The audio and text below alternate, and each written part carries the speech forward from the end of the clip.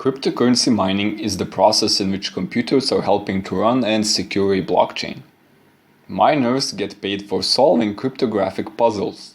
You can imagine them as Sudoku. There is no easy algorithm to solve a Sudoku, but if you provide a solution, you can check the legitimacy of the answer in seconds. Every miner is competing with each other to be the first one to solve the Sudoku. The more miners join the network and the stronger they are, the bigger the Sudoku puzzle becomes, so that it's harder to solve. Once someone finds the answer, he yells "bingo" and sends the solution to others to brag about it. For winning the game, he gets paid a block reward, and he also takes all the transaction fees that occurred in the block. A new block is added to the blockchain with the transactions and with the solution to the Sudoku puzzle. For example, if someone wanted to alter to their benefit a block which has 3 blocks mined on top of it, he would need to provide the solutions for all 4 blocks for other miners to believe that the chain is correct. Finding the solutions are very computationally difficult and expensive. To get some perspective, Bitcoin miners used up more electricity this year than Switzerland.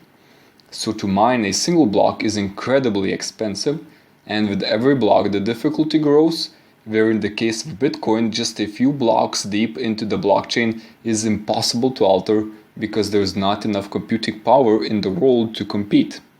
This is how miners provide the security for a blockchain. It's just too damn expensive to attack. Once a game of Sudoku is finished, a new one begins. Miners that aren't that good at solving Sudoku figured out that they have higher chances of winning if they join forces, and thus mining pools have been born. Multiple miners try to solve the same Sudoku, and if one of them finds the solution, he gets the reward and then distributes it accordingly to the brainpower each miner contributed. There are 2 types of mining computers. The first one is a regular computer, but with many GPU cards, which are very powerful. This kind of mining was popular in the beginning among gamers because they could earn a few cents overnight, leaving their gaming computer on. A huge benefit of this kind of mining is that once mining becomes unprofitable because of a market crash, the computer can still be used for playing your favorite game on best graphics.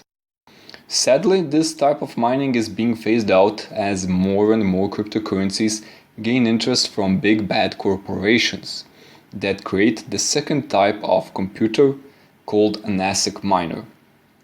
An ASIC miner is like an Olympic athlete, good for only one thing: mining.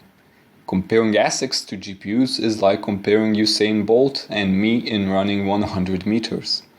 Whenever an ASIC is created for a cryptocurrency, it makes the GPUs uncompetitive. And whenever a new generation of ASIC miners is produced, the previous generation becomes uncompetitive. So in the process, the biggest winner is the ASIC manufacturer.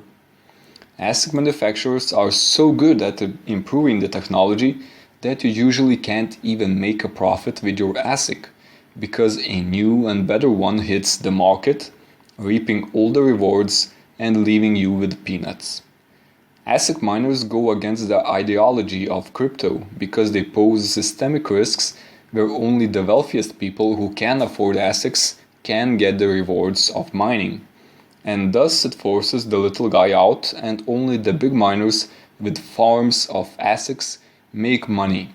And they also gain a lot of influence in the governance of the cryptocurrency.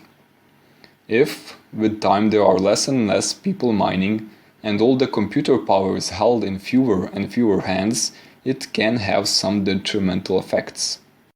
Some cryptocurrencies try to combat that by changing the rules of Sudoku.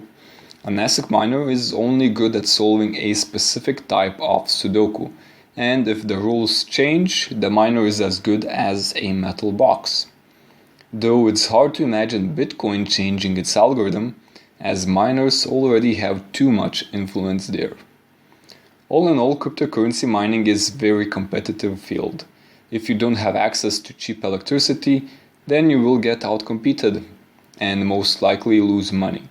So it's best not to get lured into this field, as there are plenty of things that can go wrong. For example, your country bans mining for environmental reasons. The cryptocurrency you mine goes ASIC resistant, and so on. Time after time, I have seen examples of people making more by just buying crypto versus their mining equipment. But I'm willing to bet you will want to find it out for yourself.